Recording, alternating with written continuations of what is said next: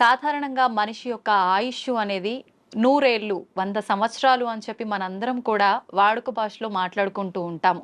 కానీ ఆహ్, కొద్ది మంది మాత్రమే 100 ఏళ్లకు పైబడిన వాళ్ళని మనం చూస్తూ ఉంటాము. 100 ఏళ్ళు కూడా లేకుండా 60లు ఇప్పుడు ప్రస్తుతం మాత్రం 40లోనే వాళ్ళ జీవనాన్ని కొనసాగించలేకపోవటం అయితే ప్రస్తుత పరిస్థితుల్లో మనం చూస్తున్నాము. అసలు ఈ 100 ఏళ్ల ఆయుర్దాయం ఉండాలి అనంటే ఒకప్పటి కాలంలో వాళ్ళు ఎలాంటి ఆరోగ్యానికి సంబంధించిన జాగ్రత్తలు తీసుకునే వాళ్ళో మనకైతే చాలా వరకు అవగాహన లేదు. కానీ ప్రస్తుతం నాతో పాటు ఉన్నారు స్వామీజీ. వారు 109 సంవత్సరాలు వారి జీవనాన్ని కొనసాగిస్తూ ఉన్నారు. చాలా ఆరోగ్యంగా కూడా ఉన్నారు. అసలు ఇది ఎలా సాధ్యపడింది అంటే వారు చేసే ధ్యాన సాధన వల్లే సాధ్యపడిందని అయితే చెప్పొచ్చు. ఇప్పుడు స్వామివారితో మాట్లాడి ఆ డీటెయిల్స్ అన్ని కూడా మనం క్లియర్ గా తెలుసుకునే ప్రయత్నం అయితే చేద్దాం. నమస్కారం స్వామీజీ. హరి ఓం. స్వామీజీ 109 సంవత్సరాలు అంటే మామూలు విషయం కాదు. నేనైతే ఫస్ట్ టైం చూస్తున్నా. నిజంగా మీకు ధన్యవాదాలు స్వామీజీ.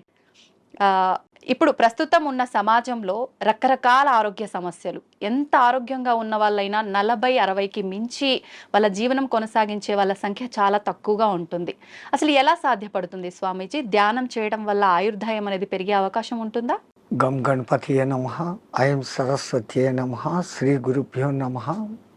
మా గురుగారైనటువంటి మహంత్ హిమాలయ గిరిజీ మహారాజ్ వారి పాదపద్మంలోను మనసులో స్మరించుకొని వీక్షిస్తున్న టీవీ ప్రేక్షకులకు శుభము మంగళము జరగాలని కోరుకుంటూ, మనిషి ఆయురార్థం మనిషి చేతిలోనే ఉంది. బ్రహ్మ ఏదో రాశాడు అంటారు, ఎక్స్పైరీ డేటు డిస్పాచ్ డేటు అని. అది ఒక విధంగా కరెక్ట్ అయినప్పటికీ దాన్ని మార్చుకోగలిగిన శక్తి కూడా ఆ పరమాత్ముడే యోగము అనే దాని మీద మనకి ఇచ్చాడు. ఒక యోగ సాధన, సిస్టమేటికల్ లైఫ్, ఏ టైంలో ఏం తినాలా, ఎంత తినాలా, ఆ పద్ధతులన్నీ ఉండి ఒక గురువు నేర్పించినాడు. ఆ నేర్పించిన సిస్టమ్ ఈ రోజు వరకు తూచా తప్పకుండా పాటిస్తూ ఉంటే 109 కర్మ ఇంకా ఎన్నాళ్ళైనా బతకవచ్చు. మీకు అందరికి బాగా తెలిసి ఉంటుంది, ఒక 2 ఏళ్ల కింద పద్మశ్రీ అవార్డులు ఇచ్చినప్పుడు శివానంద అనే ఒక యోగా మాస్టర్ సరస్వతి ఘాట్ దగ్గర ఉంటాడు కాశీలో. ఈ రోజుకు యోగా నడుపుతున్నాడు ఆయన. ఆ యోగా చేస్తాడు. He's 124 years on the day which he's taking award. తీసుకున్నప్పుడు ఆయనకు 123, ఇప్పుడు 125. మీ లోపల ఇక్కడ లౌకికంలో తిరుగుతున్న వాళ్ళలో ఆయన మీకు కనపడతాడు. మహామహా యోగులు కొంతమంది వాళ్ళ వయసు ఇంత అని వాళ్ళకు తెలీదు, వాళ్ళ డిసిపుల్స్ కూడా తెలియదు. మరి హిమాలయాలలో ఉండి తపస్సులు చేసుకుంటున్న వాళ్ళు అట్లే ఉన్నారు. సో ఈ ఏజ్ను, ఈ కట్టెను, ఉపాధిని కాపాడుకునే రహస్యాలు గురువు ద్వారా వస్తాయి.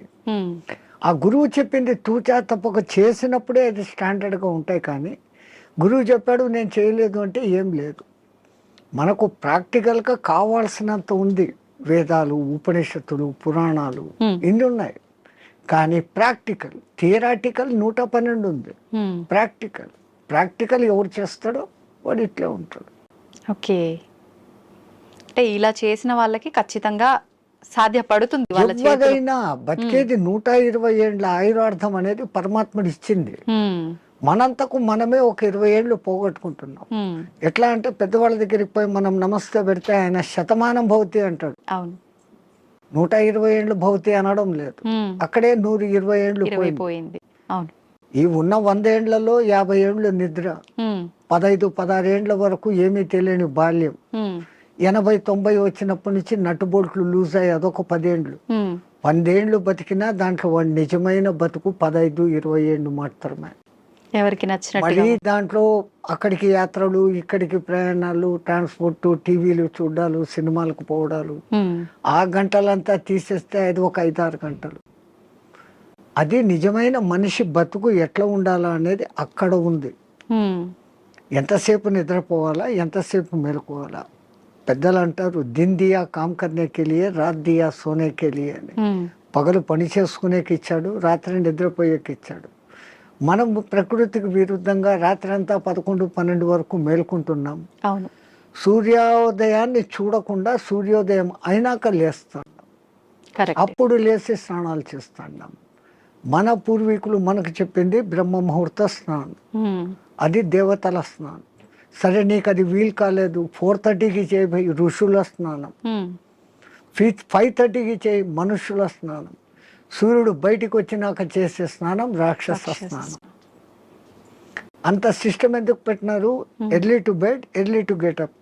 9-10 బజేకు సోజావు, 9-10 గంటలకు నిద్రపోండి. 3 గంటల వరకు 5:30-6 గంటల నిద్ర ఒక మనిషికి అది చాలు, సరిపోతుంది. మనం అట్లా చేయడం లేదు. రాత్రి 11-12 వరకు మేల్కొని పొద్దున 7 గంటలకు లేస్తా ఉన్నాం. అవును. సో అక్కడ కొంచెం దెబ్బ. రెండవది తినే ఆహార పదార్థాలు. ఒకప్పుడు ఏ ఎరువులు వేయకుండా పండించేవాళ్ళు. 6 నెలలు 7 నెలలకు కానీ కోతకు వచ్చేది కాదు ధాన్, గోధుమలు కానీ రైస్ కానీ. ఇప్పుడు 3 నెలలు 2 నెలలకి వచ్చేదానికి చేసేస్తా ఉంటాం హైబ్రిడ్ ఆర్టిఫిషియల్ ఎరువులు వేసి. సో దాంట్లో శక్తి బలము ఉండడం లేదు. ఆ తినే విధానం కూడా హైయెస్ట్ బాయిలింగ్ చేసి తింటాను. జబ్బులు మూల కారణం అది. పరమాత్ముడు సృష్టించిన 84 లక్షల జీవరాశుల్లో ఏది కూడా ఉడికించి తినడం లేదు, ఫ్రిడ్జుల్లో పెట్టుకోవడం లేదు. అవి హ్యాపీగా ఉన్నాయి, కంటద్దాలు పెట్టుకోవడం లేదు, చౌట్ మిషన్ పెట్టుకోవడం లేదు. మనం పెట్టుకుంటున్నాం. కరెంట్ ఆ ఫుడ్కు వ్యతిరేకం. సహజ ఆహారం ఋషులు మునులు అంతా కందమూలాలు, పండ్లు, ఫలాలు.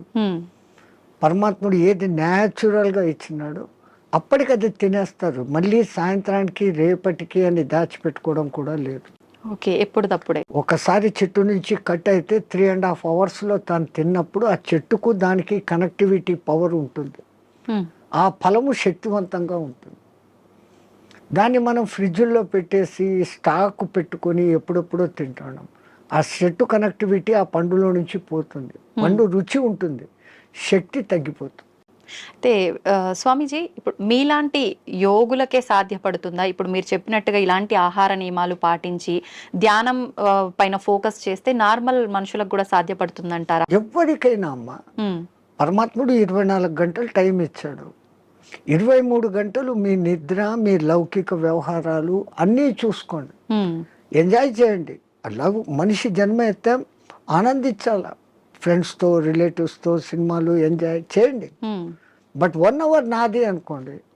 ఈ 1 అవర్లో ఒక half an hour body fitness ఎక్సర్సైజులు, ఒక్క 40-30 మినిట్స్ నేను ఎవరు అన్న ప్రశ్న వేసుకొని మీలోకి మీరు ప్రయాణం. అది ఆత్మధ్యానం అంటాం మేము. ఓకే, బయటికి గమ్మని కూర్చొని ఉంటాం. దానికి ఇంకా ఎన్నో పద్ధతులు ఉన్నాయి. ఒక విగ్రహాన్ని ఊహించుకుంటూ ఆ విగ్రహ మంత్రమే చదువుతూ భ్రమర కీటక న్యాయం అయిపోవడం ఒక విధానం. ఏది లేది నిరాకారాన్ని చూడాలా అనుకున్నప్పుడు ఆ నిరాకారాన్ని జ్యోతిగా భావించి చూడడం ఒక విధానం. ఆ జ్యోతి నాలోనే వెలుగుతుంది అనుకొని ఆ జ్యోతి దర్శనం కోసం తప్పిస్తూ తపన చేయటం ఒకటి. ఓకే, ఇట్లా విధానాలు వేరే వేరేగా ఉన్నాయి. మన ఋషులు మనకు 100 మార్గాలు చూపించారు. ఎవరికి ఏది అడాప్టబుల్లో, ఎవరికి ఏది సూటబుల్లో, ఎవరికి ఏది సులభంగా చేసుకోగల శక్తి ఉందో వాడు అది చేసుకుంటాడు. మనకు ఆ చాయిస్ ఇచ్చాడు పరమాత్మ.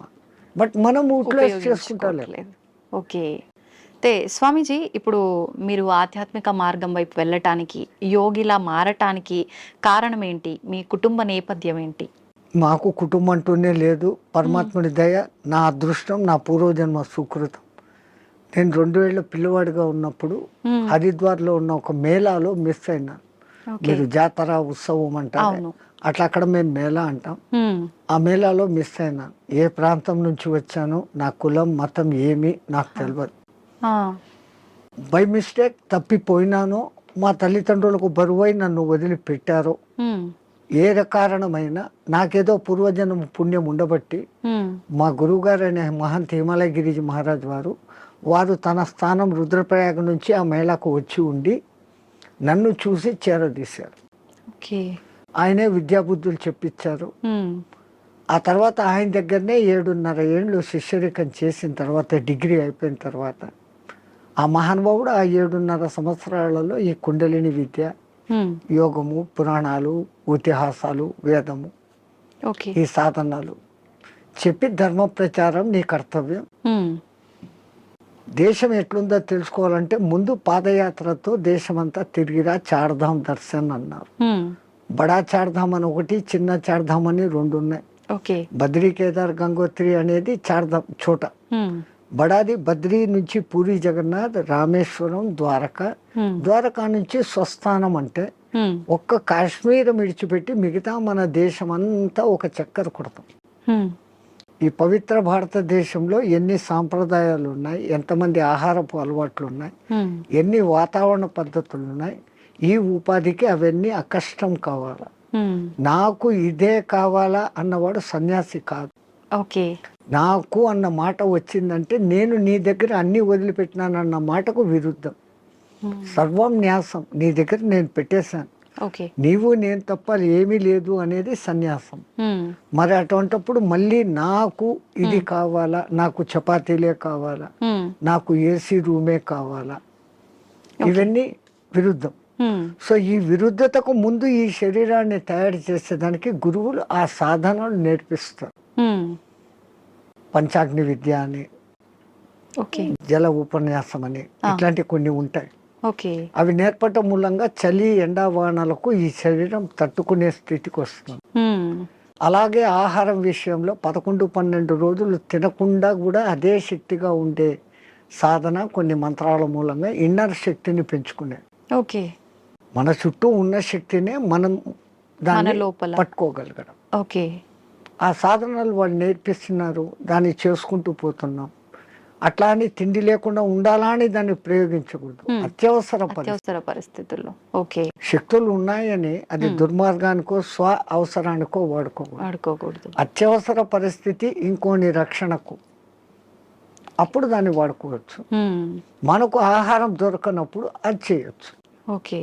అదొక ప్రదర్శనగా చేసినప్పుడు ఆ విద్య వాడి నుంచి పోతుంది. అంటే అది మీకు మీరుగానే చేసుకోవచ్చా స్వామీజీ? వేరే వాళ్ళ పైన కూడా మీరు అలా ఎవరికైనా చేయొచ్చు. ఇప్పుడు చాంద్రాయణ వ్రతము అని ఉంటుంది, అది అందరికీ తెలిసిందే. మొదట ఒక పౌర్ణమి రోజు మగలంతా ఉపవాసం ఉండనిచ్చి చంద్రోదయం అయిన తర్వాత బాగా 15 పిడికిళ్ళ రొట్టె ముక్కలు, దానికి అవసరమైన 2 రకాల సబ్జీ, దాల్, పెరుగు, నెయ్యి, బెల్లము అన్నీ పెడతారు. అసలు సామాన్యంగా ఒక మానవుడు అంత తినలేడు, అంత పెడతారు. ఆ తర్వాత చంద్రకళలు ఎట్లెట్లా తగ్గుతాయో ఒక్కొక్క ముఠి తగ్గిపోతా పిడికెడు తగ్గిపోతా వస్తుంది. అమావాస్యకు ముందు దినం ఒకే పిడికెడు ఉంటుంది, అమావాస్య పొద్దు ఏమీ ఉండదు. ఫస్ట్ 15 days అన్టాలరేటబుల్, మనిషికి అలవాటు కాదు. మళ్ళీ ఒక్కొక్క పిడికెడు పెంచుకుంటూ పౌర్ణమికి మళ్ళీ 16 ముద్దల భోజనం, మళ్ళీ రెడ్యూస్, మళ్ళీ డెవలప్, మళ్ళీ రెడ్యూస్, ఇట్లా చేస్తారు. మొదట్లో మాకు కూడా చాలా బాధ అనిపించి మా గురువుగారితో అడిగాం, ఇట్లా కొంచెం కొంచెం చంపే బదులు ఒకటేసారి చంపేయచ్చు కదా పబ్లిక్. ఆయన అన్నాడు, రే ఈ పాపీ పేట్, ఈ పొట్ట ఇట్లా జానడు ఇట్లా జానడు. ప్రపంచంలో ఎంత పెద్ద గుంతనైనా రోజు 3 పిడికెళ్ళు మన్ను వేస్తే 10 ఏళ్లకో 20 ఏళ్లకో నిండిపోతుంది. ఈ పొట్టకు 4 సార్లు 5 సార్లు వేసినా నిండదు. నువ్వు దీన్ని జయించుకున్నావంటే జితం జిహ్వా జితం సర్వం, నాలుకను నువ్వు జయిస్తే రుచులను తప్పించి ఎంత నీకు అవసరమో అంత నువ్వు తిన్నప్పుడు ఆ పొట్ట మీద నీకు కాబు వస్తుంది. అప్పుడు నువ్వు ప్రపంచంలో ఎవరికి లొంగాల్సిన పనులు. ఈ ఆకలే కదా మనిషిని లొంగదీస్తుంది, అపరాధాలు చేయిస్తుంది, అబద్ధాలు ఆడిస్తుంది. అంటే వాడి కోసం, ఆ పొట్ట కోసం, వాడి మీద ఆధారపడిన పొట్టల కోసం. దీని మీదనే కాబు పొందితే ఏంటే అవసరం లేదు. మేము ఎక్కడో పాదచారులుగా తిరిగేటప్పుడు మాకెవడో పిలిచి భిక్ష పెట్టడు.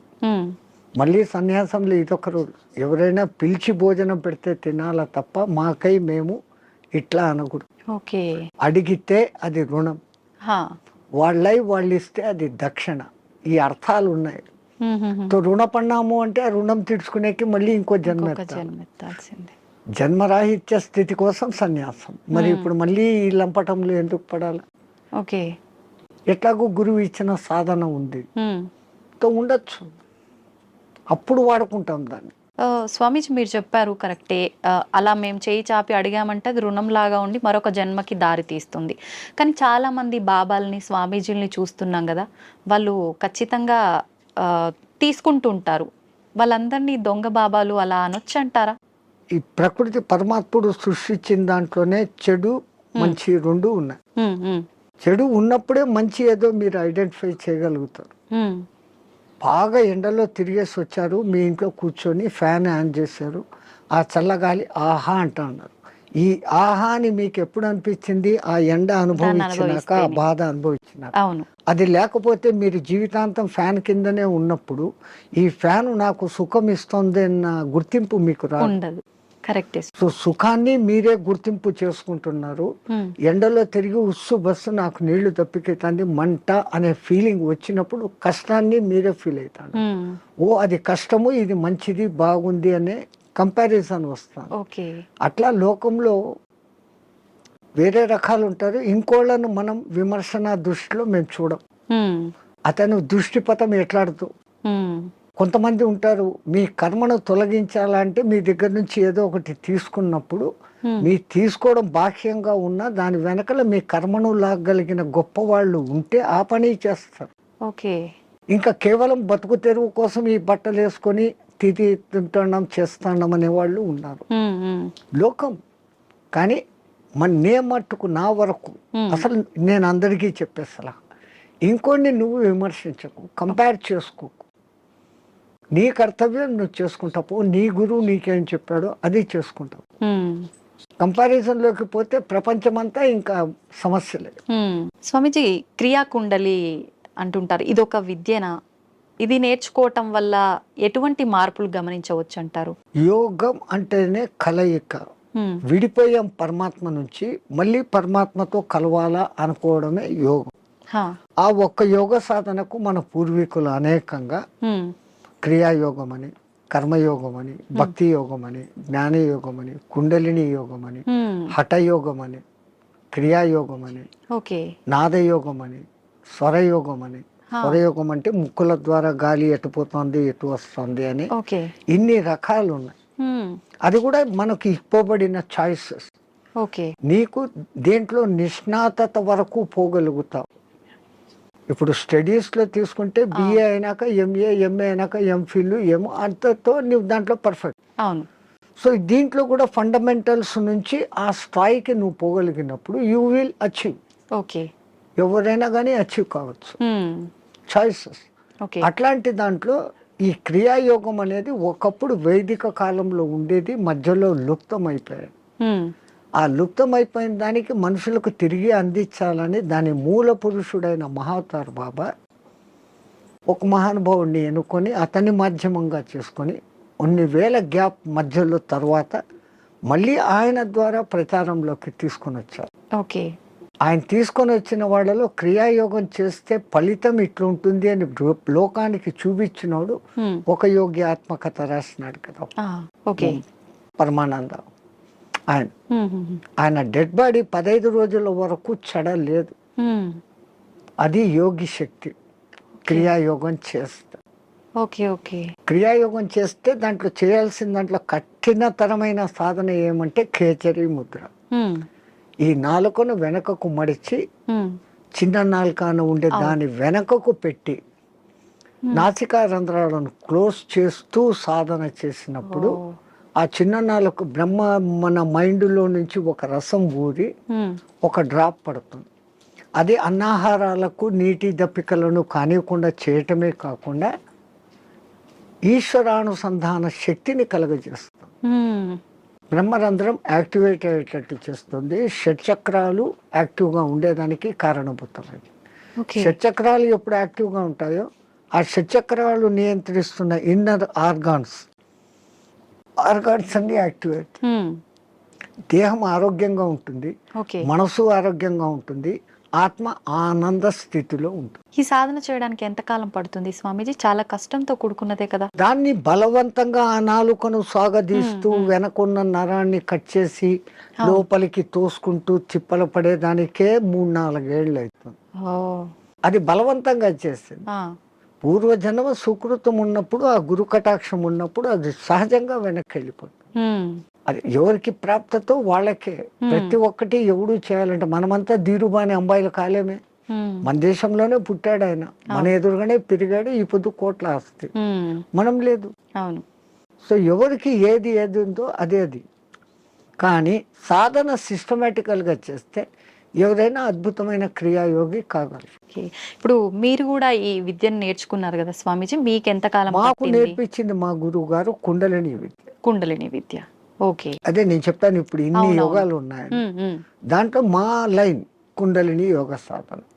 మీరు మీ గురువు గారి దగ్గర నేర్చుకున్నారు, మళ్ళీ మీరు మీకు శిష్యులు వాళ్ళకి సాధన నేర్పించడం ఇలాంటివి చేస్తుంటారా స్వామీజీ? ఎందుకంటే మొట్టమొదట నేను గురువు అనిపించుకోవడం నాకు ఇష్టం లేదు. Okay.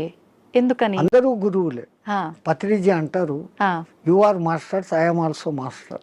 You are gods, I'm also god అంటారు. ఆ, సో అందరిలో అదే ఉన్నప్పుడు నేను ఏదో నేర్పిస్తాను అనే అహంకారం కాదు. నాకైతే తపన ఉంది, ఉమ్, నేను బాగున్నాను, నాలాగా మీరు ఉండండి. ఉమ్, కానీ ఆ చేసే ప్రాసెస్ అందరూ అట్లా చేయలేరు. ఆ క్రియలు ఉంటాయి, ఉమ్, క్రియల తర్వాత 3 బంధాలు అనేటివి ఉంటాయి, ఉమ్, పూరక కుంభక రేచకాలు అనేది ఉంటాయి. ఇవన్నీ చెప్తున్నప్పుడు బాగా వింటారు, ఉమ్. ప్రాక్టికల్ అది ఉండదు. థియరాటికల్గా నేను వాళ్ళకి పూర్తి అర్థమయ్యేటట్టు చెప్తా వాళ్ళ భాషలో. ఉమ్, బట్ చెప్పిన తర్వాత ఆ రోజు చాలా బాగుంది అంటారు, నెక్స్ట్ డే దాన్ని చెయ్యరు. ఉమ్. వీళ్ళందరూ ఎట్లున్నారంటే ఈ కాలంలో ఈ పొద్దు వినేయాలా రేపటికంతా నాకు వచ్చేయాలి. వింటే రాదు కదా. Practical, practical, everything practical. Okay. Swamiji, మీరు ఇన్ని సంవత్సరాలుగా రకరకాల మార్పులు సమాజంలో కానీ మనుషుల్లో కానీ చూస్తూ వచ్చారు కదా, ప్రత్యేకించి చెప్పాలి అని అంటే ఎక్కువగా మార్పు చెందిన విషయాలు ఏంటి? స్వాతంత్రం రాకముందే చాలా బాగుండిందమ్మ దేశం. ఉమ్, ఇంతింత క్రూరత అనేది అప్పట్లేదు. హా, అప్పుడు వాళ్ళ పోలీసింగ్ చాలా తక్కువైనా ఉమ్, బ్రిటిష్ వాళ్ళు పద్ధతిగా ఉన్నారు. కానీ వాళ్ళది వాళ్ళు ప్రచారం చేసుకునేకి మన గురుకుల వ్యవస్థను ధ్వంసం చేసి ఉమ్. ఈ ఇంగ్లీష్ ఏబిసి కాన్వెంట్లు పెట్టారు. అవును. సో వాళ్ళ ప్లాన్ మన సంస్కృతిని ధ్వంసం చేస్తే మనం పోతాము. కానీ మన సనాతన ధర్మ సంస్కృతి అజరామరం, ఎవడు దాన్ని ఏమీ చేయలేడు. ఉమ్, 1000 ఏళ్ళు ప్రయత్నం చేశాడు, ముస్లిమ్స్ కాలేదు. అవును. 400-500 చేసిన ఈ బ్రిటిష్ వాళ్ళ చేత కాలేదు. ఉమ్, ఈ పొద్దుకు అది అజారామరంగా ఉంది. ఎందుకంటే మనది గురు శిష్య పరంపర, ఉమ్. అది ఎక్కడా పోదు. ఓకే.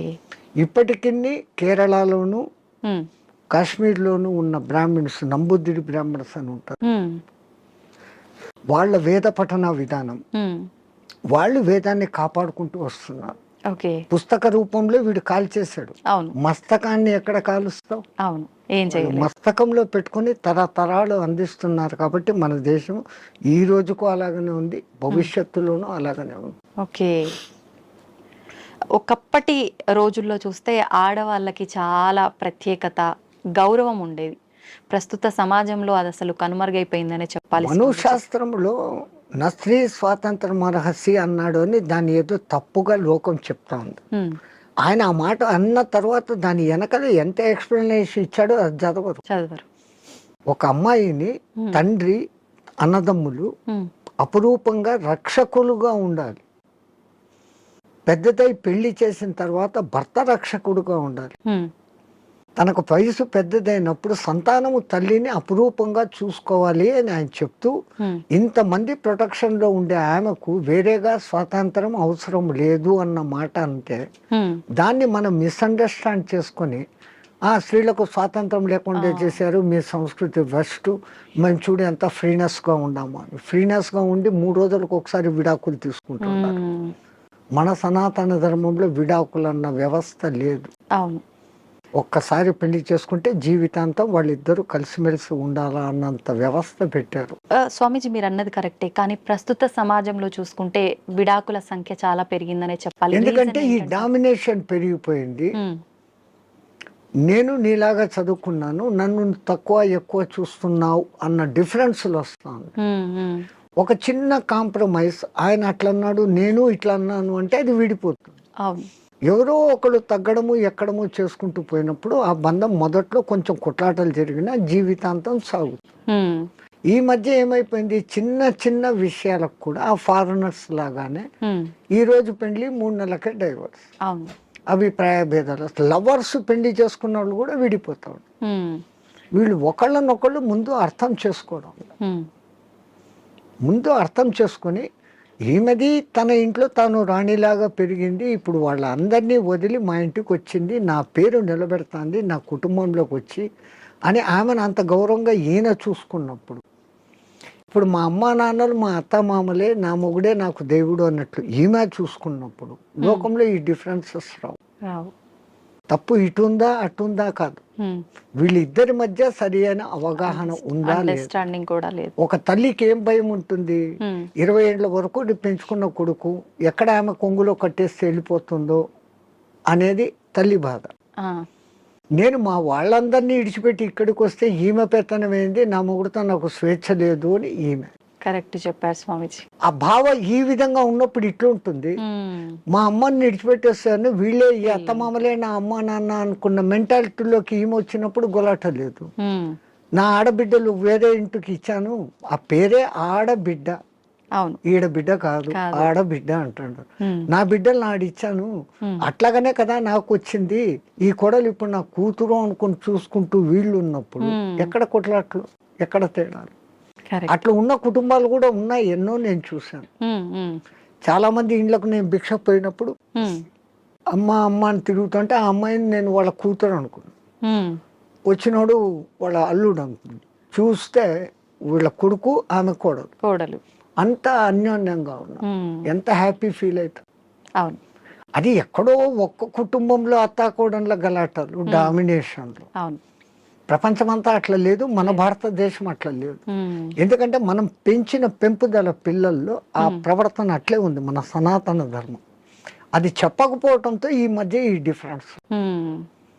సమిష్టి కుటుంబంలో ఉన్న పెరిగిన పిల్లలు అద్భుతంగా ఉంటారు, ఎందుకంటే వాళ్ళకి అన్ని ఆప్యాయతలు, మా అత్త ససు అన్ని వరుసలు అక్కడ ఉంటాయి. అవును, పెళ్లికి ముందు నుంచే అత్త మేనత్త, మేనమామ, మామ, అత్త, ఇవన్నీ వరుసలు ఉంటాయి. అవును, ఆ అఫెక్షన్ లో పెరిగిన వాడు ఎప్పుడు లవ్ డిస్ట్రిబ్యూట్ చేయాలని చూస్తాడే తప్ప ఈ ఇన్కన్వీనియన్స్ ఫీల్ కాడు, ఇన్సెక్యూరిటీ ఫీల్ కాడు.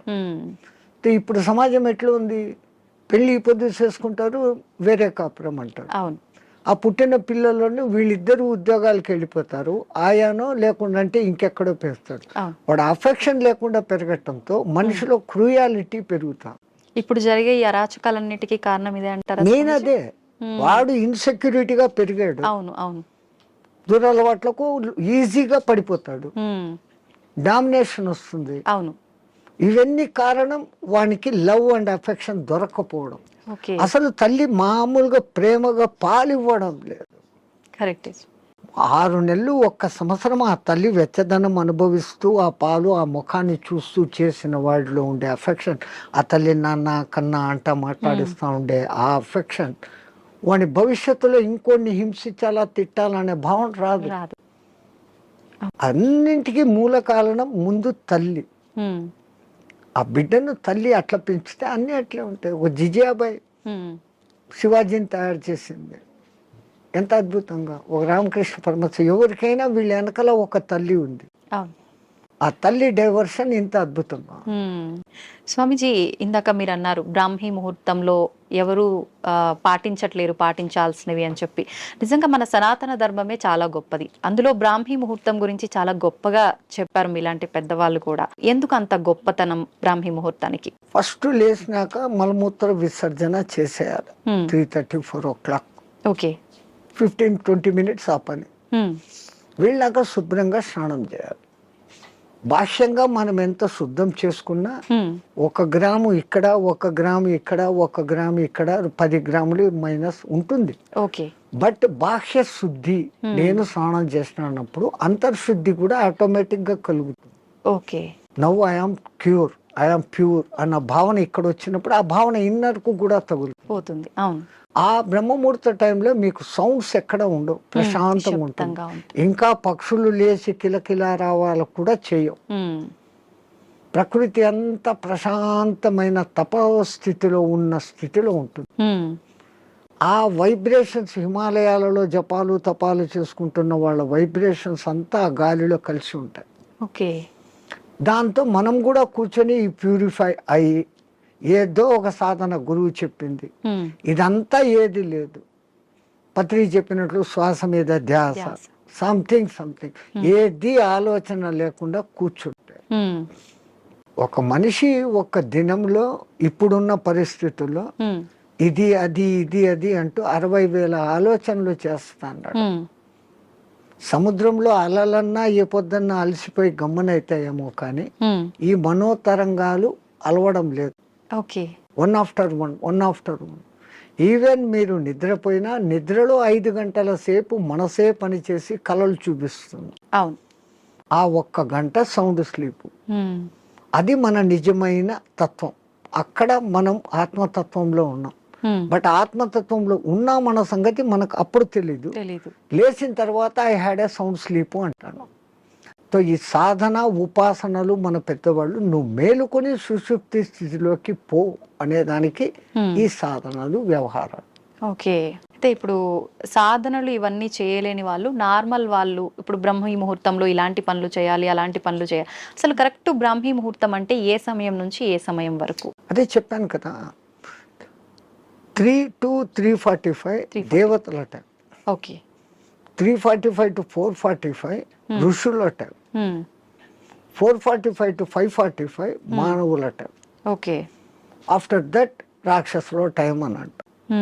ఇప్పుడు ప్రతి ఒక్కరూ రాక్షసుల టైంలోనే అన్ని స్నానాలు. సూర్యోదయం అప్పుడు ఆ అరుణ కిరణాలు అని వస్తాయి కదా, దాంట్లో ఎన్నో రకాల మనకు ఆరోగ్యాన్ని ఉత్తేజాన్ని కలిగించే వేవ్స్ ఉంటాయి.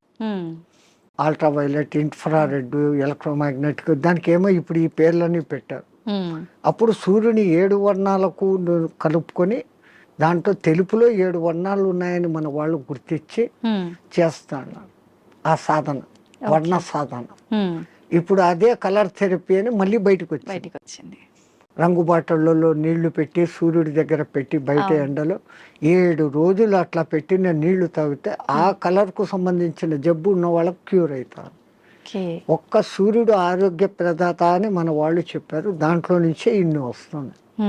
ఇప్పుడు మన భూమి మీద పెరుగుతున్న మూలికలు అన్నీ పెరుగుతున్నాయంటే సూర్యుడు ఆధారం. నైట్ పూట తన సూర్యకిరణాలనే చంద్రుని మీదకి పంపించి అక్కడి నుంచి రిఫ్లెక్ట్ అయ్యి అది ఔషధులకు శక్తిని ఇస్తున్నాడు సర్కిట్. ఓకే, సో అందుకే మన పూర్వీకులు గుర్తించి ఆరోగ్యం భాస్కరాది చేత అన్నారు.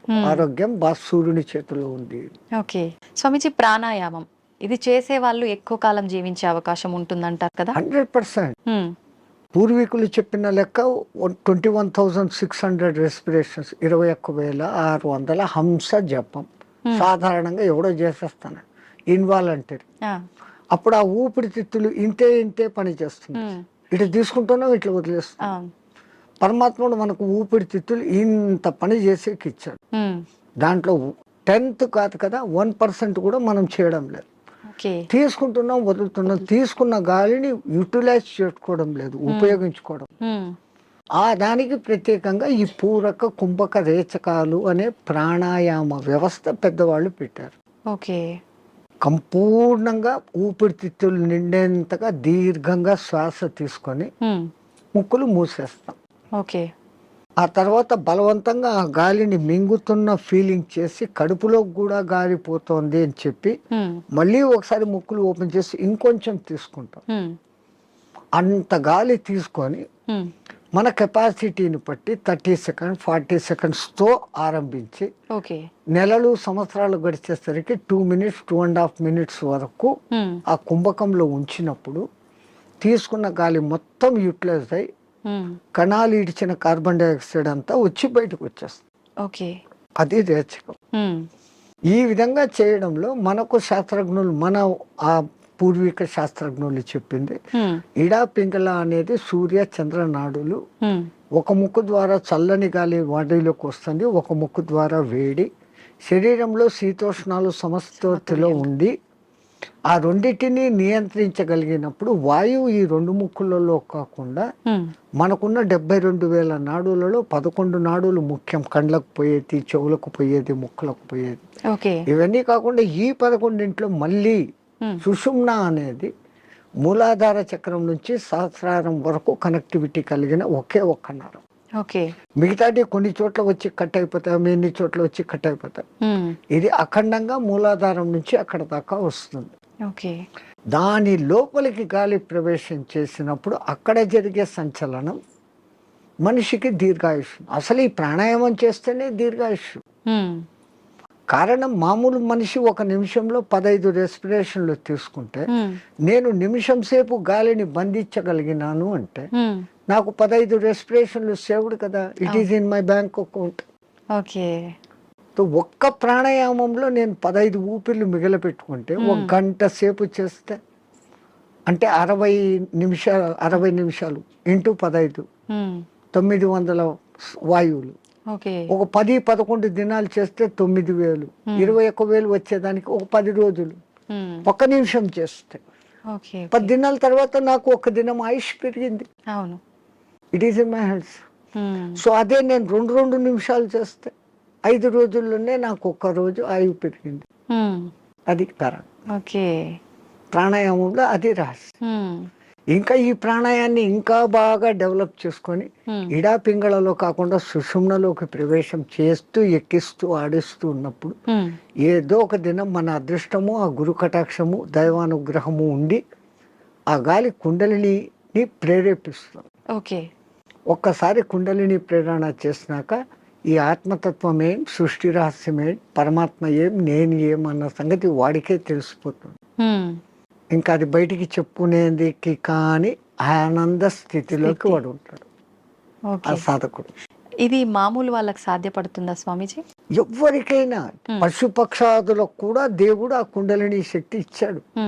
ఇప్పుడు మా ఫిజికల్ బాడీ తయారీలో మెదడు, చేతులు, కాళ్ళు, రెక్కలు, ఇంటర్నల్ ఆర్గాన్స్, గుండె, ఊపిరితిత్తులు అని మీకు ఫిజికల్గా ఎట్లా కనపడుతున్నాయో కనపడని అంగాలు, షట్చక్రాలు అనేటివి, నాడులు అనేటివి, అవి విశ్వశక్తి ప్రసారకాలు. నరాలలో రక్త ప్రసరణ, ఆక్సిడేషన్ ఇది జరుగుతుంది. అవును, మన వాళ్ళు ఈ 2 రకాలుగా చూశారు. అది వ్యవహారం. ఓకే. అక్కడ ఆ తేడాను గమనించి వాళ్ళు ఆ సాధనాలు చేశారు. మాకు కనపడదు, అది లేదు అనుకుని వాళ్ళ లోకం, ఈ లోకమే, ఈ జన్మే శాశ్వతం అనుకునేది వాళ్ళ సిద్ధాంతం. మనకు జన్మలు ఉన్నాయి అన్నది మన సిద్ధాంతం. ఇప్పుడు చాలా మంది ధ్యానం చేయాలనుకుంటారు కానీ మనసుని నియంత్రించుకోలేకపోతుంటారు. ఏకాగ్రత లోపిస్తూ ఉంటుంది, రకరకాల ఆలోచనలు కదులుతూ ఉంటాయి. ఎలా నియంత్రించుకోగలుగుతారు స్వామీజీ? మనసుకు ఒక్క డ్యూటీ అప్పచెప్తే పాపం మనసు ఏం చేస్తుంది? గమ్మన ఉన్నప్పుడు 112 ఆలోచనలు చేస్తాను. ఇప్పుడు మీరు కుట్టు పని చేస్తారు, మిషన్ మీద కూర్చున్నారు, మీకు కుట్టు పని తెలుసు. ఇన్వాలంటరీగా మీరు ఆ బట్ట అక్కడ పెడతారు, ఎట్లా పొడి చేయాలో చేస్తారు, కాళ్ళు కదుపుతూ ఉంటారు, కుట్టు మిషన్ నడుస్తుంటుంది, కళ్ళతో చూస్తుంటారు, కుట్టు పోతుందా లేదా పోతుంది. ఇదంతా ఎట్లా వచ్చింది? ఒక ప్రాక్టీస్, ఒక దినంలో రాదు. సో అక్కడ మీరు మనసంతా ఎక్కడ పెట్టారు? కుట్టు లైన్ గా పోతుందా లేదా అనేదాన్ని. ఇంకోటి ముగ్గులు వేస్తారు బయట, మీరు 5 చుక్కలు ఇట్లా పెట్టాలా, 3 ఇట్లా పెట్టాలా ప్లాన్. ఈ ఒక్క లైన్ తో అన్నిటినీ ఇట్ట తిప్పి ఇక్కడికి తీసుకుని వస్తారు. మీ ఆంధ్రాలో రథం ముగ్గు అని వేస్తారు, అన్ని చుక్కలను ఒక్క లైన్ తో కలుపుతారు. సో అక్కడ వాళ్ళ కాన్సన్ట్రేషన్ అంతా ఎక్కడుంది? నేర్చుకున్నప్పటి నుంచి ఎట్ట తిప్పారు, కళ్ళు అట్ట పోతుంటాయి, చెయ్యి అట్ట వెళ్ళిపోతా ఉంటుంది. సో ఈ కాన్సన్ట్రేషన్ మీరు అక్కడ పెట్టారు. అట్లే మనం ఒక్క దాని మీద కాన్సన్ట్రేషన్ పెట్టినప్పుడు మనసు ఆ టైంలో మీకు 2వ ఆలోచన ఏముంది? ముగ్గు వేస్తున్నప్పుడు మా మామ అట్లా అన్నాడు, మా కొడుకు ఇక్కడ పోయినాడు, ఇవన్నీ ఆ టైంలో లేదు. టిఫిన్ చేయాలా, అది నథింగ్. సో అక్కడ ఐడియల్ అయిపోయింది. సో ఒక్క పర్టికులర్ డ్యూటీ మనసుకు అప్పచెప్పతే ఆ మనసు అదే చేస్తూ ఉంటుంది. అందుకే మన పూర్వీకులు ఒక తమాషా ఎగ్జాంపుల్ చెప్తారు. ఎవరో ఒక ఆయన తపస్సు చేశాడు, దేవుడు ప్రత్యక్షమైతే నా అన్ని పనులు చూసుకునేదానికి ఒక సెక్రటరీని నాకు అపాయింట్ చేయి. వాడు దేవుడే ప్రత్యక్షమైతే వాడు ఇట్లాంటి వరం అడిగాడు. అది కూడా నేను చెప్పంగానే చేసేయాలా అన్నాడు. డేంజర్ రా, నువ్వు ఎప్పుడు దానికి పనులు చెప్పలేవు, అది పనులు చెప్పకపోతే నీకే తినేస్తుంది అన్న. నో ప్రాబ్లం, నేను ఎప్పుడు పనులు చెప్తాను దానికి అన్నా. అదేం ప్రత్యక్షమైంది. నాకు ఒక 6 అంతస్తులు బిల్డింగ్ కట్టు అన్నాడు. 6 అంతస్తులు బిల్డింగ్ కట్టేదానికి 2-3 ఏళ్ళు అవుతుందని వీడు అనుకున్నాడు. అది పట్టు అనింది, బిల్డింగ్ తయారైపోయింది. మహారాజ్ ఇంకేం పని అనింది. కుక్కర్ కావాలా, ఫ్రిడ్జ్ కావాలా, బెడ్ కావాలా, ఏసీ కావాలా, వీడు ఇట్లా అడుగుతున్నాడు, అక్కడక్కడ అన్ని వచ్చేస్తాను. వచ్చేస్తా ఉన్నాయి. ఇంక ఏం అడిగేదానికి లేకుండా పోయింది. ఇంకా దానికి పని చెప్పకపోతే వీడి పని పడుతుంది. అంతే. అప్పుడు వాడు గురువు దగ్గరికి పోయినాడు. మహారాజ్, బుద్ధి లేక నేను ఇట్లాంటి వరం అడిగినాను, ఇది ఇట్లా చేస్తుంది అనుకోలేదు. What am I to do, క్యా కర్నా మై? అరే ఉస్ బూత్ కో ఇతర లేకే, ఆ దేయాన్ని ఎక్కడికి తే అన్నాడు. అది వచ్చింది. మా గురువు చెప్పిన పని చెయ్యను, దానికి కమాండ్ అన్నా. అది ఇంకోటి మాట, వీడి మాట వినాలి కదా. అవును. వీడు చెప్పినాడు, మా గురువు చెప్పినట్టు చేయన్నాడు. ఓకే మహారాజ్, గురువు మహారాజ్ ఏం చేయమంటారు? అక్కడ ఒక తాటి చెట్టు ఉండేది, దాన్ని ఎక్కువ దిగు అన్నాడు. అది ఈ రోజుకు ఎక్కి దిగుతానే ఉంది. So technique. అవును. అట్లా ఇదే దృష్టి, మనం ధ్యాస, నేను చెట్టు ఎక్కుతున్నాను, ఈ చెట్టులోకి శ్వాస ఎక్కి దిగుతా ఉంది. దాన్ని అబ్జర్వ్ చేస్తూ ఉంటే మీ మనస్సుకు ఇప్పుడు ఇంకా అదే డ్యూటీ. అవును అవును. దానికి రెండో డ్యూటీ లేదు, ఆ దేయానికి రెండో డ్యూటీ, మనసుకు రెండో డ్యూటీ లేదు. ఈ ఎక్కి దిగడం గమనించడం, అదే ప్రాణాయామ ప్రక్రియలో కూడా. దాన్ని మంత్రంతో జోడించి చేస్తే ఇంకా శక్తివంతం. మన బాడీలోని కణకణము మంత్రబద్ధమైతూ ఒకానొక దినానికి ఈ మాంసపిండం మంత్రపిండం కాగలుగుతుంది. మంత్రంతో అనుసంధానం చేస్తారు. మంత్రాలు చదవలేని వాళ్ళు ఉంటారు, మాకు మంత్రాలు ఇష్టం లేదు, మేము మతం కాదు అనేవాళ్ళు. మంత్రం ఎవరికి వాళ్ళు చెప్పుకోవాలా స్వామిజీ, ఉపదేశం తీసుకోవాలా గురువుల దగ్గర నుంచి. అందుకే గురువు అవసరం, గురు బినా విద్యా నహి అని. కొన్నాళ్ళు ఆయన దగ్గర శిష్యరికం చేసినప్పుడు వీడు దేనికి సూటబుల్, నేను ఇచ్చే విద్యను వీడు సద్వినియోగం చేస్తాడా, దుర్వినియోగం చేస్తాడా. అందుకే పాతకాలంలో కొన్నాళ్ళు నా దగ్గర సేవ చేయి అంటారు. మన మెంటాలిటీ అర్థమవుతుంది. వాడు సిడ్పిరా అయితే గనక నేనేం నీ దగ్గర సేవ చేసేది, నాకు ఇంత పైసా ఉంది అంటాడు. ఆ వినయత ముందు మనిషిలో ఉండాలి. ఆయన దగ్గర ఈ పని చేస్తే నాకు మంచి జరుగుతుంది అనే విశ్వాసం ఉండాలి. ఈ రెండు ఉన్నప్పుడు ఆ గురువు గాడిదను చూపించి ఇది దేవుడు, దీన్ని పూజ చేయంటే చేసినప్పుడు ఆ గాడిదలోనే నీకు దేవుడు కనపడుతుంది. పైలా విశ్వాసప్రదం సోపానం. విశ్వాసం అనేది అన్నిటికీ మించిన శక్తి. ఇక్కడ ఒకటి అచీవ్ చేయాలనుకున్నప్పుడు దాని మీద నేను చేయగలనా లేదా ముందే డిసిషన్ తీసుకోండి.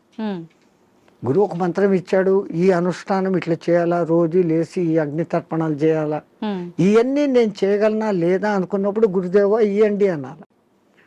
ఆ మంత్రం తీసేసుకున్నాను, నేను చేసుకోలేదు, దాన్ని చేయాల్సిన రీతిలో చేయకపోయినప్పుడు ఏం ఫలితం? సైకిల్ మోటార్ మీ దగ్గర ఉంది, దానికి పెట్రోల్ పోసేది పని ఉంది కదా. పెట్రోల్ పోకుండా నేను కొనుక్కున్నాను 1,00,000 పెట్టి పోవాలా, ఇది అంటే ఎట్లా పోతుంది? పెట్రోల్ పోయాలా, అప్పుడప్పుడు దానికి ఏదో ఆయిల్ పోయాలా, మైనర్ రిపేర్స్ చూసుకోవాలా, అప్పుడు ఆ బండి పోతుంది. లైక్ దిస్ సేమ్ ఒక సిస్టమ్ ప్రాసెస్ అని గురువు చెప్పినప్పుడు ఆ ప్రాసెస్ అంతా చేస్తున్నప్పుడు అది మిమ్మల్ని ఉద్ధరిస్తుంది. స్వామిజీ, హిమాలయాలు అనగానే మనకు అక్కడ ఇలా కొన్ని ఏళ్ల పాటు ధ్యానం చేసే వాళ్ళు ఉంటారని చెప్పి వింటుంటాం. నిజంగా అలాంటి వాళ్ళు ఇప్పటికీ ఉన్నారంటారా? 100%. ఎంతో మంది. ఆ హిమాలయాలు అనే దానికి ముందు మా అనే అక్షరం పెట్టుకొని చదవండి. మహిమ ఆలయాలు.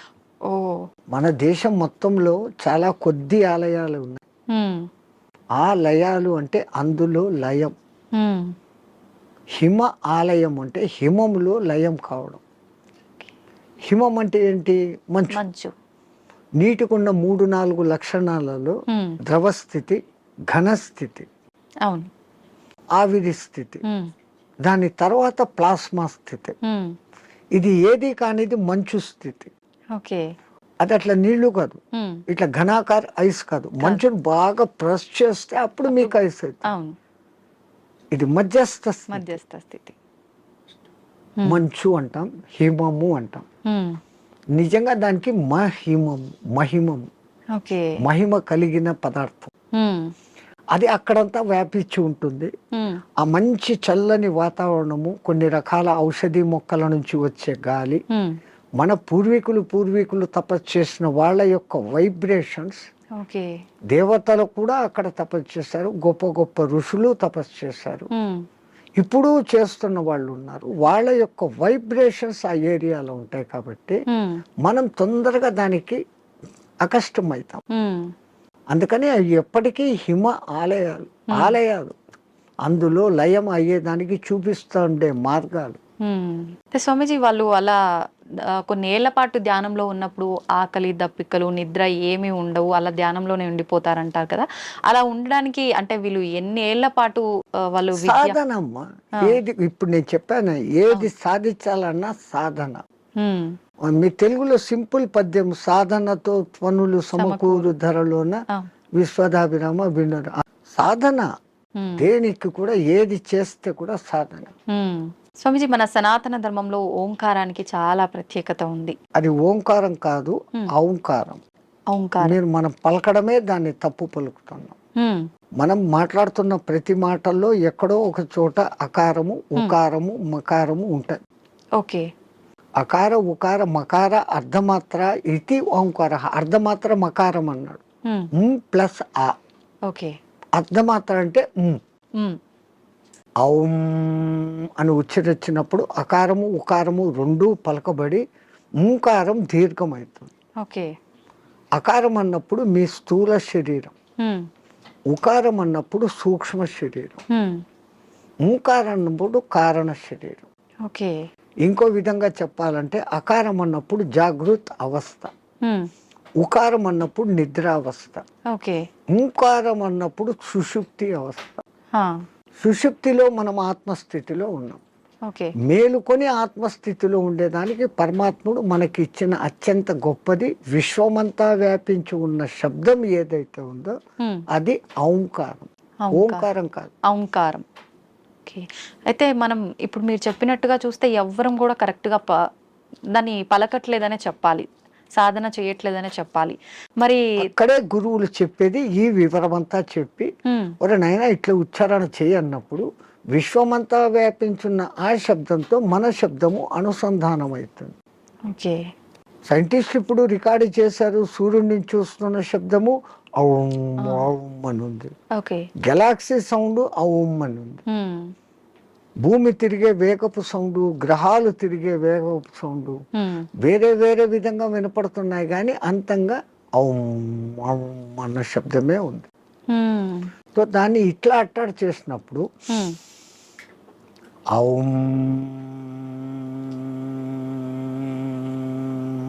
ముక్కుల ద్వారా వదులుతున్నాం, మనం చేసేది ఓ అంటున్నాం నోటి ద్వారా. ఓడ అవును అవును అనేది రావడం లే. అవును అనే దాని పక్కన శూన్యం పెట్టినప్పుడు ఔం. అకార ఉకార మకారాలు మూడు పలకపడతాయి. ఇక్కడేం జరుగుతుంది, ఓ అంటున్నాం, నోటి ద్వారా గాలిపోతాం. సో మనం పూర్ణ ఫలితం పొందలేదంటే చిన్న పొరపాటు అక్కడ ఉంది. అది ఎందుకు అంత రహస్యంగా పెట్టి గురువులు శిష్యులకే చెప్పినప్పుడు దాన్ని అర్థం చేసుకుని వాడు చేస్తున్నాడు. అందరికీ చెప్పాలా అంటే దానికి అర్హత ఉండాలి, ఆ ప్రాప్తత ఉండాలి. కానీ ఇప్పుడు అది కూడా మేము బహిరంగంగా అందరికీ చెప్తున్నారు. నాయనా మీరు చేసుకునే వాళ్ళు పూజలు చేసుకునేటప్పుడు ఇట్లా చేసుకోండి, సామూహికంగా అర్చేయండి. అది అలవాటు అయిపోయింది, రాదు. అందరూ ఔం అని ఎక్కడా పలకరు. మనం ఒక్కళ్ళం అక్కడ అందరూ ఓం నమ శివాయ అంటే మనం ఒక్కళ్ళం ఇక్కడ ఔం నమ శివాయ అన్నామంటే డిఫరెన్స్ అయిపోతుంది. మనమే తప్పు చేస్తున్నామేమో అనేటట్టుగా స్వరం మారిపోతుంది, వాళ్ళందరూ మన దిక్కు చూస్తుంటారు. సో మనము ఇంట్లో కూర్చొని ప్రత్యేక సాధనలు చేసేటప్పుడన్నా కనీసం ఎక్కడ ఏది ఉచ్చరించాల్సి వచ్చినా ఔం అని ఉచ్చరించండి, ఓం అని కాదు. ఇంకా సామూహికంలో తప్పడం లేదు. 10 మంది కూర్చొని శివ సహస్రనామము అష్టోత్తరము ఏదో ఒకటి చేస్తాం. ప్రతి దానికి ఓం నమ శివాయ, ఓం శంభవైత నమో, భయోశ్వరాయ నమో, నిధనపతి నమ, నిధనపతాంతకాయ నమ, వీటన్నిటికి ముందు ఓం ఓం అంటారు. ఓం ఓం అంటాం. మాకు ఇదే అలవాటు అయిపోయింది, ఓం ఓం అని అంటాం. ఓం అనేది మా నోట్లో రాదు. నిజంగా అంటే మనం పలకాల్సిన మంత్రం ఏదైనా తప్పు పలుకుతున్నాము అంటే దానివల్ల మనకు ఫలితం కలగకపోగా దోషం కలిగే అవకాశం ఉంటుందా స్వామీజీ? దోషము అని అంటే సైంటిఫికల్ గా మీకు నేను చెప్పాలంటే ఇప్పుడు ఈ షట్చక్రాలు అనేది పెటల్స్ తో ఉంటుంది. మూలాధారం 4 పెటల్స్ దళాలు, స్వాధిష్టానం 6, మణిపూరకం 10, అట్లా 10, 12, 16, 2, 50 అక్షరాలు దాంట్లో నిక్షిప్తమై ఉంటాయి. వర్ష అనేది మూలాధారంలో, పాప బాబమ్మ అనేది అట్లా ఒకటి వేరే వేరే వేరేగా ఉంటాయి. ఈ మంత్రం ఒక రిథమాటిక్గా చదివినప్పుడు మీరు పియానో మీద అది అడ్డదిడ్డంగా కొడితే సరిగ్గా రాదు. అవును, వాడు వాయించాల్సిన రీతిలో వాయించినప్పుడు సుమధురంగా వస్తుంది. అవును. ఇట్లా ఈ మంత్రం కూడా ఆ లెహర్ చదివినప్పుడు ఈ పెటల్స్ కదులుతాయి. ఆ పెటల్స్ కదిలినప్పుడు ఆ చక్రం కంట్రోల్ చేస్తున్న మీ ఇన్నర్ ఆర్గాన్స్. మూలాధారము పెద్ద పేగును కంట్రోల్ చేస్తుంది. ఓకే. స్వాధిష్టానము చిన్న పేగులను, యూరినరీ బ్లాడర్ను, రీప్రొడక్టివిటీ ఆర్గాన్ను చేస్తుంది. మణిపూరకము డైజెషన్ సిస్టము, చిన్న పేగులు ప్లస్ అన్నాశయము వీటిని కంట్రోల్ చేస్తుంది. అట్లా ఏ అంగాలను అవి చేస్తుందో ఆ జరిగే వైబ్రేషన్స్ ఆ అంగాలను శక్తివంతంగా ఆరోగ్యవంతంగా చేస్తాయి. ముందు మంత్రాలలో ఉన్న అర్థం ఇది. అందుకనే వాళ్ళు స్వరము ఇట్లా పలకాల ఇట్లా చేయాలని. వేదం అందరూ చదవలేము అంటే కారణం, ఓ గురువు దగ్గర 12 ఏళ్ళు నేర్చుకుంటే ఒక్క ఋగ్వేదం వస్తుంది మీకు. ఒక్కొక్క వేదం నేర్చుకునేకి 12 ఏళ్ల కాలం సుస్వరంగా. ఇప్పుడు అనేక మంది పాపం వేద పాఠశాలలు పెట్టి మళ్ళీ మన పూర్వ సంస్కృతి ఇంత గొప్పదన్న సంగతి తెలుసుకుని ఎట్లా చేస్తే బాగుంటుంది ఏమన్న సంగతి మీద పోతున్నారు. వేదం అంతా సైన్స్ అమ్మా, ఊరికే ఏది చెప్పలేదు. సంధ్యావందనం చేసే దగ్గర నుంచి సైన్స్. ఇప్పుడు వీళ్ళు చేసే సంధ్యావనం తప్పు పట్టడం కాదు. పాతకాలంలో వాళ్ళు ఏం చేశారు, నదిలో వక్షస్థలం లోతు నీళ్లలో నీటికి ఎదురు ప్రవాహానికి నిలబడి ఓ చెంబుతో నీళ్లు తీసుకొని ఆ సూర్యుని దిక్కు పెట్టి ధారగా వదిలేవాళ్ళు. ఎప్పుడైతే ఒక మనిషి ఇంత లోతు నీళ్లలోకి పోతాడో అపాన వాయువు ఆటోమేటిక్గా పైకి వస్తుంది. మామూలు నీళ్ల తొట్టిలో ఒక ఎంటీ చెంబును ముంచండి, ఎంత ప్రెషర్ వస్తుంది, లోపల కానీ పైకి రావాలని చూస్తూ ఉంటాం. అదేమో ఇంత చెంబు, ఎంతో బలం ఉపయోగించాలి. కరెక్టే స్వామిజీ. సో ఈ అపాన వాయువు పైకి వస్తుంది. మనం చెంబు నీళ్లు తీసుకొని అన్నప్పుడు ప్రాణవాయువుని తీసుకున్నాం. ప్రాణ అపాన సమాయక్తం పచాన్యన్నం చతుర్విధం అని భగవద్గీతలో చెప్పిన ఆ ప్రాణ అపాయాల సమ్మిళనం జరిగి శరీరంలోని స్థూల సూక్ష్మ కారణ శరీరాలకు ఆ శక్తి పోతుంది. ఆ ధార అట్లా వదులుతున్నప్పుడు సూర్యకిరణాలు ఆ ధారలో నుంచి ఫిల్టర్ అయ్యి వచ్చి ఇట్లా పెట్టి పోసేటప్పుడు సరిగ్గా మన షట్చక్రాలు ఉంటాయి. ఆ ధార మన ఎదురుగా షట్చక్రాల దగ్గర పడతా ఉంటుంది. ఆ కిరణాలు ఆ ఈ ధారలో నుంచి ఫిల్టర్ అయ్యి మన షట్చక్రాలకు కావాల్సిన కిరణాలను అందిస్తుంది. సూర్యుడిలో అనేక కిరణాలు ఉన్నాయి. సహస్ర కిరణుడు అని ఆయనకు పేరు. 1000 రకాల కిరణాలు ఉన్నాయి. ఒక్కొక్క కిరణం ఒక్కొక్క పని చేస్తుంది. ఆ పని చేయడం కూడా 12 నెలలలో ఒక్కొక్క నెలకు ఒక్కొక్క విధంగా చేస్తుంది. అందుకనే ద్వాదశాదిత్యుడు అని పేరు పెట్టారు. ఉన్న సూర్యుడు ఒక్కడైనా ఒక్కొక్క నెలలో ఆయన మార్పులు చెందుతూ ఆ కిరణాల ప్రవాహం ఇస్తాడు.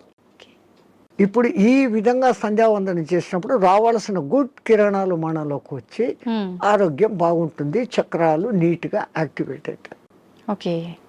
అసలు గాయత్రి మంత్రం 24 అక్షరాలు చదివినప్పుడు మన 24 తత్వాలు శుద్ధీకరణ. అవన్నీ వైబ్రేషన్ వర్డ్స్. శబ్దం వైబ్రేషన్ క్రియేట్ చేస్తుంది.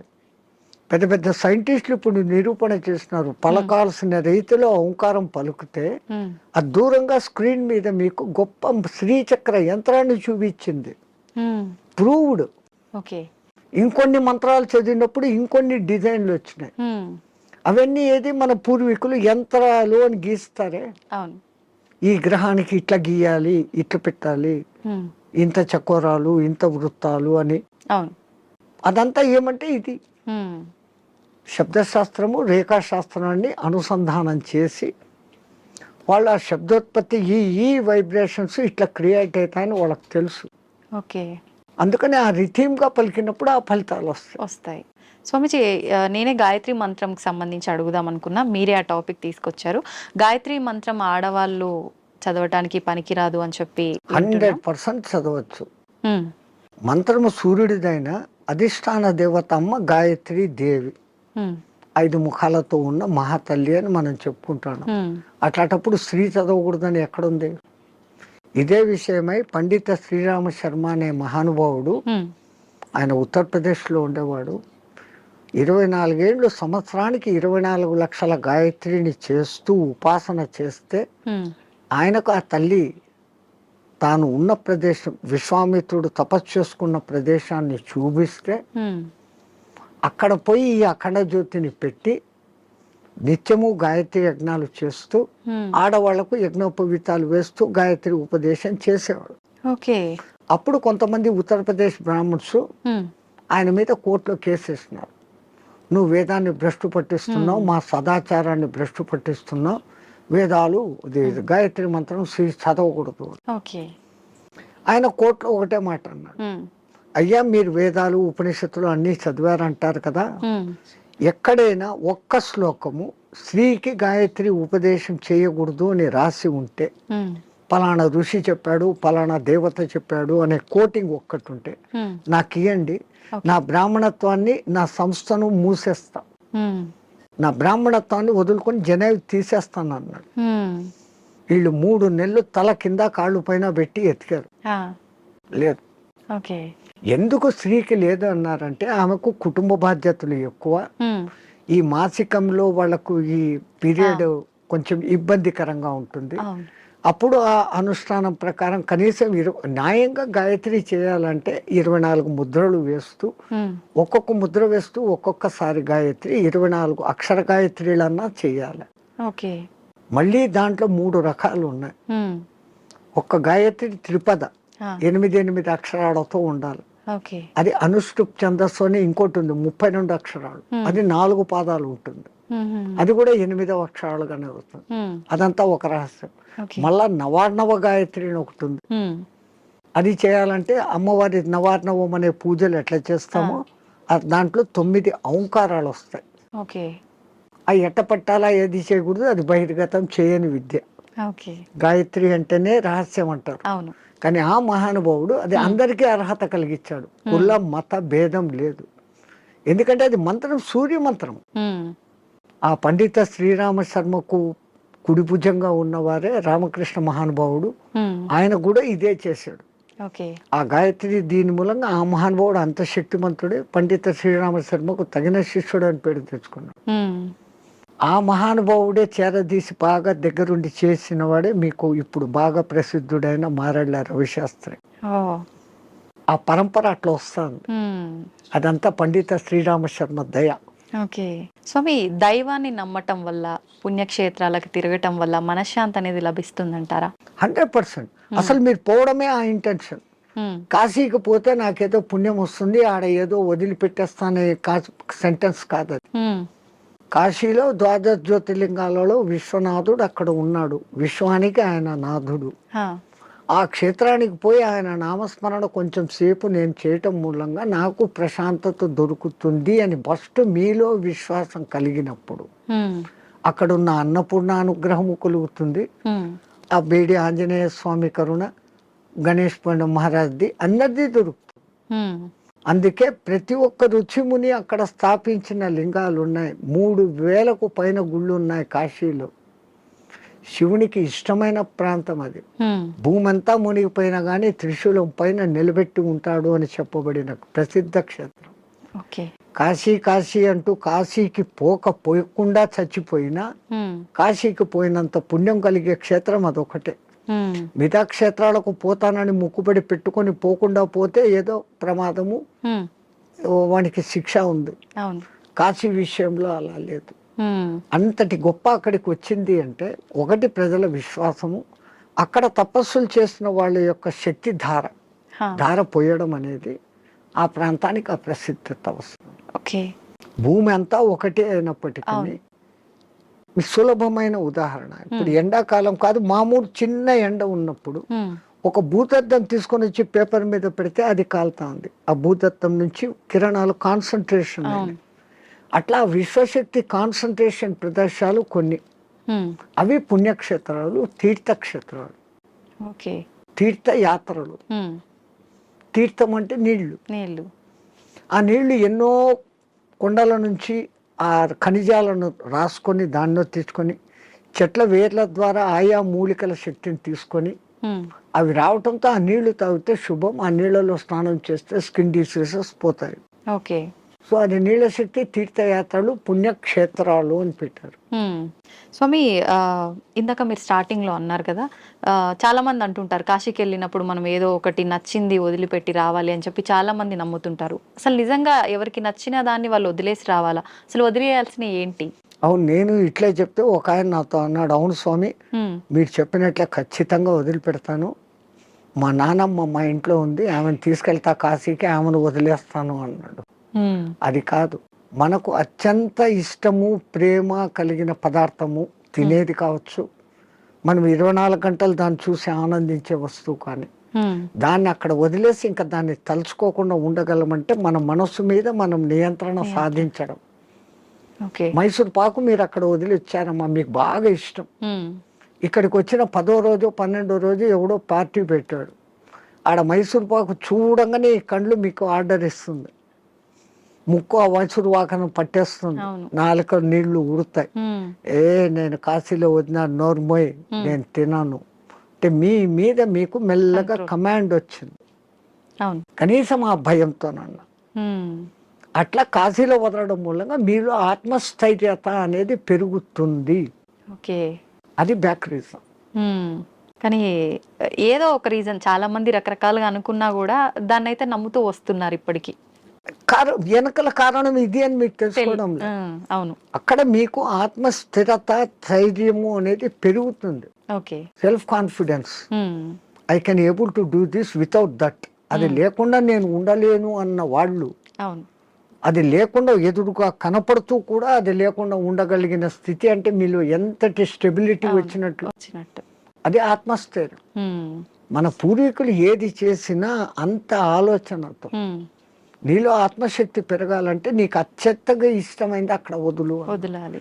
ఎందుకంటే ఆ కాలంలో కాశీయాత్ర జీవితంలో ఒక్కసారి. అవును, ఆ 1000 కిలోమీటర్లు నడిచిపోయి మళ్ళీ వెనక్కి వస్తాడు. కాటికి పోయినవాడు కాశీ, అదేమో సామెత ఉంది మీ దాంట్లో, కాశీకి పోయినవాడు కాటికి పోయినవాడు ఒకటి అని. అవును, మళ్ళీ తిరిగి రారు అని చెప్పి. ఆ కాలం అట్లుంది, అడవులలో పోవాలి, దారిలో జంతువులు, వాతావరణం మారిపోవచ్చు. అవును, ఇన్నిటినీ తట్టుకొని అక్కడికి పోయి మళ్ళీ రాగలిగినాడంటే వాడు దేవునిగా పూజించేవాడు. రెండవది, వాడు వచ్చేటప్పటికి అక్కడ కాశీలో నేను పలానా వదిలేసి వచ్చాను మోనుకున్నాను అన్నప్పుడు వాళ్ళలో ఇక్కడ ఆత్మశక్తి పెరిగి వాడు ఇక్కడ ఎవరికి ఏ మంచి మాట చెప్పినా అది జరిగిపోతుంది, వాక్ శుద్ధి వస్తుంది. So when you develop your confidence you can able to do anything. So to develop your confidence అక్కడ పోయినాక ఒకటి వదిలిన వాళ్ళు బెనిఫిట్ పొందుతారు. స్వామి, చాలా మంది అంటుంటారు, అంటే ఇప్పుడు ఇందాక మీరు చెప్పినట్టుగా వెళ్ళిన వాళ్ళు తిరిగి రారేమో అన్న ఒక ఉద్దేశంతోటో మరేంటో తెలియదు, కానీ చాలా మంది నమ్మకం ఏంటంటే పిల్లలు ఉండి వాళ్ళ పెళ్ళిళ్ళు అన్నీ అయిపోయిన వాళ్ళు మాత్రమే కాశీకి వెళ్ళాలి, దర్శించుకోవాలి, అవన్నీ అవ్వని వాళ్ళు కాశీలోకి పోయి సస్తే మోక్షం అనుకుంటే కాదు. నాకు తెలిసి ఒక మంచి కోటీశ్వర దంపతులు 3వ తరాన్ని కూడా చూసేశారు. ఆ 3వ తరం కూడా 18 yearsకి వచ్చింది మనవాళ్ళు. ఇంకా ఇంత అనుభవించిన కాశీలో పోయి చచ్చిపోతాం, వయసు కూడా అయిపోయింది, 80 ఏళ్ళు వచ్చినాయి. 2 లవ్ మ్యారేజ్, ఇద్దరికి 80 ఏళ్ళు భార్యాభర్తకి. బట్ డబ్బు ఉంది, అక్కడ మంచి బిల్డింగ్ కొనుక్కున్నారు, 4 సర్వెంట్లను ఎత్తుకొని పోయినారు, వంట వండేకి పనులు చేసుకునేకి, రోజు పోయి స్వామి దర్శన్ వస్తూ ఉన్నారు. ఎప్పుడో ఒకసారి బంధువులు ఫోన్, బిడ్డలు వాళ్ళది, అంత ఆధ్యాత్మిక. మర్జాయంగే అంటున్నారు. 7 ఏళ్ళైంది, 8 ఏళ్ళైంది, 10 ఏళ్ళైంది. ఇక్కడ ఈ 18 ఏళ్ళ బిడ్డలు 28 ఏళ్ళ వయసుకు వచ్చినారు మనమళ్ళు. వాళ్ళకి మ్యారేజ్ ముగ్గురికి ఒకేసారి కుదిరింది, వేరే వేరే కమ్యూనిటీ హాల్. తత పెళ్ళి మాది అంటే, అరే ఇక్కడ కాశీలో ఉండి 15 ఏళ్ళు అయిపోయింది, 95కి వచ్చినాం, అక్కడ గంగ నీళ్లు తాగి రోజు శివప్రసాదాలు తిని ఇంకా పుష్ట్ తయారైనారు. They can able to see, they can able to hear everything. బాగుంది. అరే ఇంకా ఉంటాం కదా, ఒకసారి పెళ్లి చూసుకొని వస్తామని ఫ్లైట్ లో వచ్చినారు. పెళ్లి చూసుకున్నారు, రాత్రి పడుకున్నారు, పడుకున్న వాళ్ళు పడుకున్నట్లే జయ శ్రీరామ్ అయిపోయినారు ఇద్దరు. వాళ్ళకు కాశీలో మరణం లేదు, ప్రాప్తం లేదు. అందరికీ మరణము సాధ్యమా? అలా అని మరి కాశీలో ప్రాప్తం లేదని అక్కడే ఉంటే ఎప్పటికీ మరణం ఉండదనేది కూడా. ఆ మాటకు వస్తే తల్లి, ఇప్పుడు గంగలో మునిగితే నాకు పుణ్యం వచ్చేస్తుంది అనుకుంటే, గంగలోనే ఉండే చేపలు, కప్పలు, ముసళ్ళు అవి అక్కడే పుట్టాయి, అక్కడే పెరిగాయి. ఒక్కసారి గంగా స్నానం చేస్తే, సరే మీరు కాశీలో పొద్దున్న నుంచి సాయంత్రం వరకు 10 సార్లు గంగా స్నానం చేశాను అంటారు, కానీ మీరు చేసింది ఒకటే స్నానం. మీరు స్నానం చేయగానే ఆ నీళ్లు ఫ్లో పోయినాయి కదా. అవును. ఆ తల్లి నిరంతర ప్రవాహం, ఎప్పుడూ కొత్త నీళ్ళు అక్కడ ఉన్నాయి. స్నానం చేస్తే నాకు పవిత్రత వచ్చేసింది గంగలో చేస్తేనే కాదు.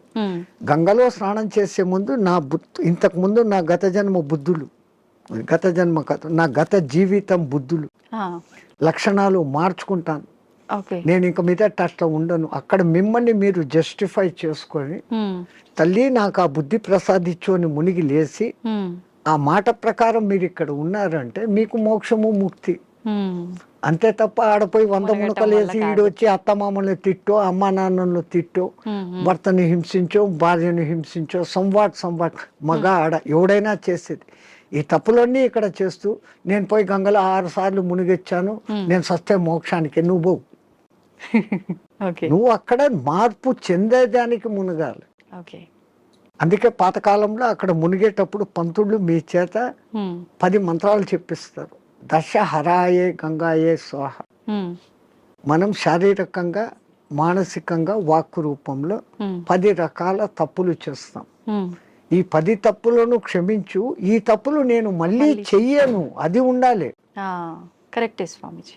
ఆ దేవుడా నేను చేశాను, నన్ను క్షమించు, మళ్ళా పోయి అదే చేస్తాను, నో యూస్ కదా. Do not repeat. మళ్ళీ చెయ్యను కూడకుండా ఉండగలిగితే అప్పుడు ఆ కాశీలో స్నానం చేసిన పుణ్యం. కాశీనే కాదు, ఏ నీళ్ళలో, నర్మదా, కావేరి, గోదావరి, కృష్ణ, కిట్నే. అవును స్వామి, కాశీలో మరణించిన వారికి చెవు ఇలా పైకి వచ్చినట్టుగా ఉంటుందని చెప్పి అంటుంటారు కదా, సైంటిఫికల్ గా కూడా ప్రూఫ్ అయ్యింది. ఎందుకని అట్లా?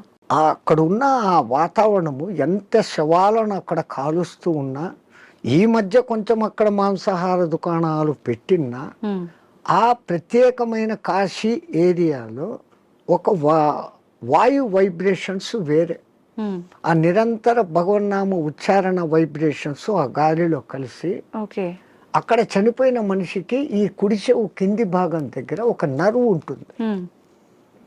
ఆ నరువు ఉబ్బుతుంది, బాడీ అంతా ఉబ్బుతుంది. ఫస్ట్ ఆ నరువు అక్కడ ఉబ్బుతుంది ప్రత్యేకంగా అక్కడ. మిగతా ప్రాంతాలలో అది జరగదు. పాపం సైంటిస్టులు ఎంతో ప్రయత్నం చేస్తూ ఉన్నారు, ఎందుకు అట్లా జరుగుతుంది అది ఇంకా రుజువు కాలే. బట్ 99% గుర్తించారు. ఏ ఊరు చచ్చినా కొంచెం రెడ్డిష్ కలర్ వస్తుంది, కారణం అక్కడ నరము జర ఊబుతుంది. అయితే చాలా మంది దానికి రీజన్ ఇది అయ్యి ఉంటుంది, శివుడు అక్కడ చనిపోయిన వాళ్ళకి చెవులో ఏదో చెప్తాడు, అది చూసి మన పూర్వీకులు అక్కడ వచ్చి రామతారకం చెవులో చెప్తాడు, ఆయన గట్టిగా చెవులు ఆగబట్టి అది అక్కడ ఎర్రగైంది అంటాడు. ఆయనకు అదే పని, ఆ సచ్చినోడికి అందరి దగ్గర పోయి చెవులు పీకి చెప్తానే కూర్చుంటాడా? అంతే కదా, మనకు ఆ విశ్వాస్. అంతే. కాశీలో నేను చనిపోతే శివుడు నన్ను స్పృశిస్తున్నాడు, నేను ఈ బాడీ వదిలిపెట్టినాక నన్ను ఎవడు స్పృశిస్తా నాకేం తెలుస్తుంది. దీని పేరు అప్పుడు సదానంద అన్నారు, శవం అంటారు, పేరు పోయింది. పుట్టినప్పుడు తల్లిదండ్రులు పెట్టిన పేరు ఈ బాడీతో పాటు బాడీ లోపల ఉండేది బయటికి పోయినాక దీన్ని బాడీ అంటారే కానీ పేరుతో పిలవరు. ఆ గంటకో 2 గంటలకో శివుడు వచ్చి చెవులో చెప్తాడు అంటేనే అది నమ్మకూడదు అంటే నమ్మకూడదు. నేను విమర్శగా చెప్తే ఇది. కానీ మనమంతా ఆధ్యాత్మికతలో ఉన్నాం. ఆ విశ్వాసం తరతరాలుగా జరుగుతుందంటే ఎవడికో అది చెవుతో చెప్పాడు, ఇంకోటి చూశాడు. ఏ మాట బయటికి ఊరికే రాదు కదా. అది సత్యమైనప్పుడు నేను సస్తే అక్కడ శివుడు నన్ను చూస్తాడనే ఈ భావనతో పోవడమే ఎంత గొప్ప. ఆయన వచ్చి పీక్తాడో లేదో తెలియదు, కానీ పీక్తాడు అనేది మన సంపూర్ణ విశ్వాసం. అట్లాగనే కొన్ని క్షేత్రాలలో మరణం ముఖ్యం.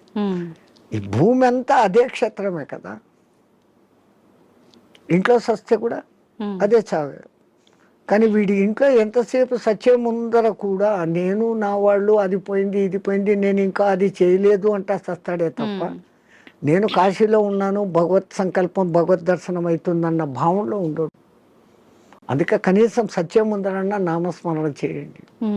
సంతోషం స్వామి, చాలా మంచి మంచి విషయాలు మీ ద్వారా తెలుసుకున్నాను. నాకు చాలా సంతోషంగా ఉంది మిమ్మల్ని కలిసినందుకు. మంగళమతి. ధన్యవాదాలు స్వామి. జై శ్రీరామచంద్ర.